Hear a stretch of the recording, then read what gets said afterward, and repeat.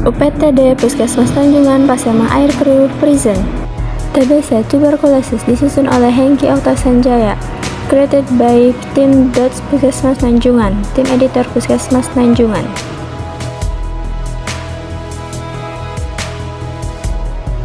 Penyakit tuberkulosis adalah penyakit menular yang disebabkan oleh bakteri Mycobacterium tuberculosis.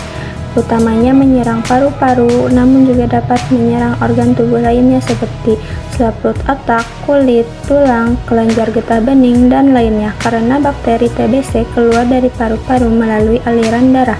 Kondisi ini disebut TBC ekstra paru. TBC bukan penyakit keturunan dan bukan disebabkan oleh kutukan atau guna-guna. Penyakit ini dapat menyerang siapa saja, anak muda, tua, laki-laki, perempuan, miskin, kaya. Hanya sekitar 10% di antara orang yang terinfeksi akan jatuh sakit. Namun, bakteri TBC dapat hidup dalam kondisi non-aktif seumur hidup dan dapat menjadi aktif saat daya tahan tubuh melemah.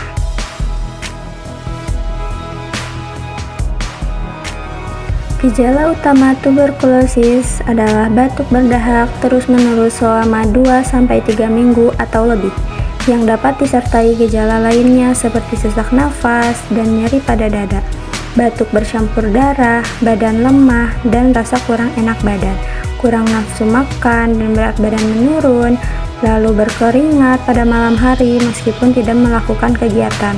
Tuberkulosis dapat disembuhkan dengan pengobatan yang tepat, lengkap, dan teratur. Bagaimana TBC menular? Bakteri TBC dapat menular melalui udara ketika partikel dahak orang dengan TBC paru keluar saat batuk, bersin, dan berbicara. Percikan dahak tersebut dapat mengandung bakteri, dapat melayang di udara sehingga terhirup oleh orang lain.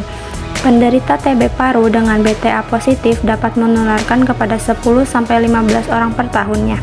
Namun, jika orang terinfeksi mempunyai daya tahan tubuh yang baik, ia tidak akan langsung sakit TBC. Sebanyak 5-10% orang tertular dapat menjadi sakit TBC. BTA positif artinya dari hasil pemeriksaan mikroskopis ditemukan bakteri tahan asam pada sampel dahak orang yang diduga TBC. Semakin banyak jumlah BTA yang ditemukan, maka semakin besar kemungkinan untuk individu tersebut menularkan bakteri TBC kepada orang lain.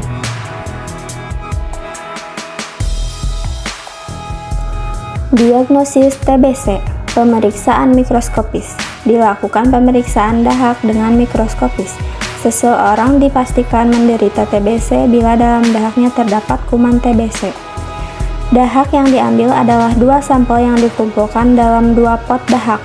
Sampel diambil 2 hari yang berbeda. Pertama, pada waktu datang pertama kali untuk periksa ke unit pelayanan kesehatan disebut dahak sewaktu pertama.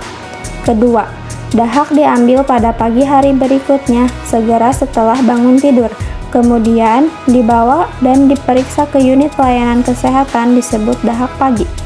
Yang ketiga, dahak diambil di unit pelayanan kesehatan pada saat penyerahan dahak pagi disebut dahak sewaktu kedua.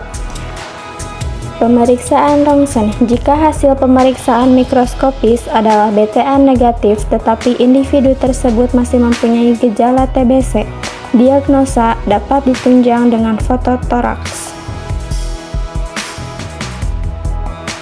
Pengobatan TBC sensitif obat. Pengobatan TBC dilakukan dalam 2 tahap, yaitu tahap awal atau tahap intensif 2-3 bulan, tergantung hasil konversi dahak, dan tahap lanjutan paling cepat 4 bulan, selama 6 bulan atau lebih. Orang dengan TBC harus minum obat secara lengkap dan teratur sesuai jadwal pengobatan sampai dinyatakan sembuh.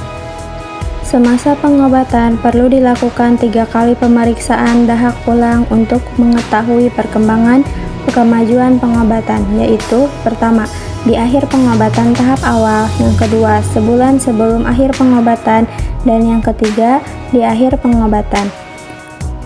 Kapan pasien TBC dinyatakan sembuh? Yaitu bila mana pada salah satu pemeriksaan ulang dahak adalah BTA negatif dan akhir pengobatan juga BTA negatif.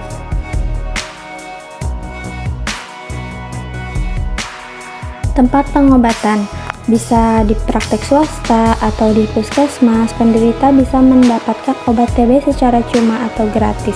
Bisa juga datang ke klinik milik PPTI, yaitu Klinik JRC PPTI Pusat di Jalan Sultan Iskandar Muda nomor 66A, Kebayoran Lama Utara, Jakarta Selatan. Dengan catatan rumah sakit, klinik, dan dokter praktek swasta yang sudah bekerja sama dengan program juga menyediakan obat yang sama dengan gratis. Apa akibatnya bila pasien TBC tidak minum obat secara teratur? Pertama, penyakit tidak akan sembuh atau bahkan menjadi lebih berat. Kedua, penderita tetap dapat menularkan penyakit pada orang lain. Ketiga, penyakit menjadi semakin sukar diobati karena kemungkinan bakteri TBC semakin kebal, sehingga diperlukan obat yang lebih kuat dan lebih mahal.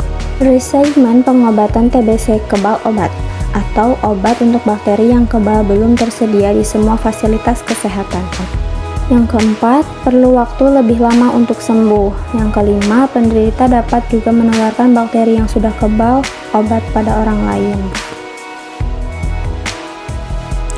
Sekian, terima kasih.